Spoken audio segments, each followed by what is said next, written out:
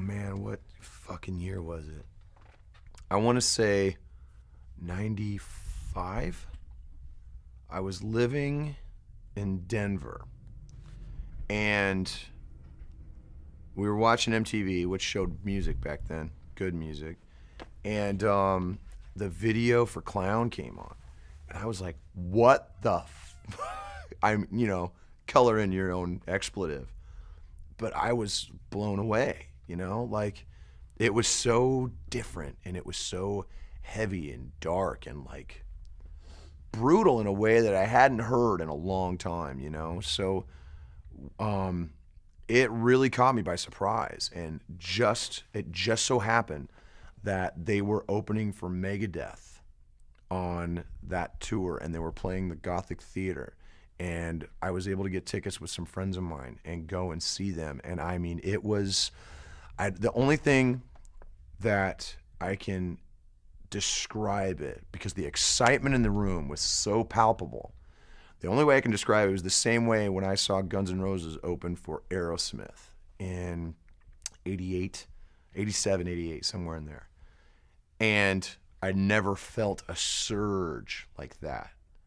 So being in that and feeling that in the air, man, it was probably one of the best concerts I'd ever seen, And the very next day, I went out, bought the first album, and I was a fan ever since. And then, over the years, obviously, we've done shows together in both of my, musical iterations. And getting to know these guys and getting to be friends with these guys has been an absolute gift, absolute honor. Because it's not a lot that you see a band as gifted and as special as this band and get to relate to them on a personal level. So I'm very, very lucky, and I can tell everybody that they are just as down to earth and awesome as you think they are. Like it's fucking special. It's weird, man. Like I've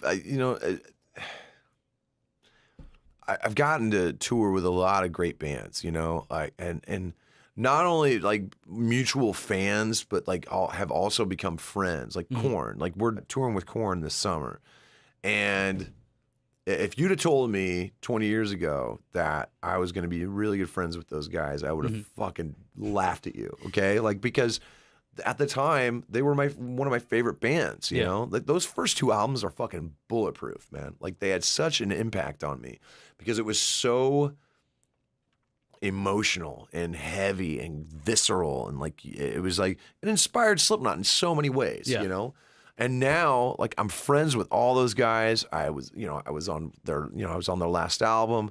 It's just insane to me. And then you go and I'm hanging out with them. They're singing my fucking songs back at me, and it's like, you stop that. Like you're freaking me out. Right. Korn was the same way. Korn was literally a phone call.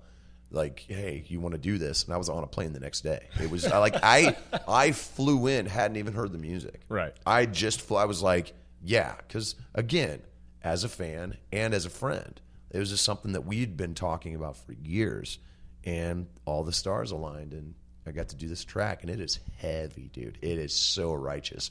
People are going to lose their minds. Like this whole album, and I'm going to brag now because I've heard 11 songs of this.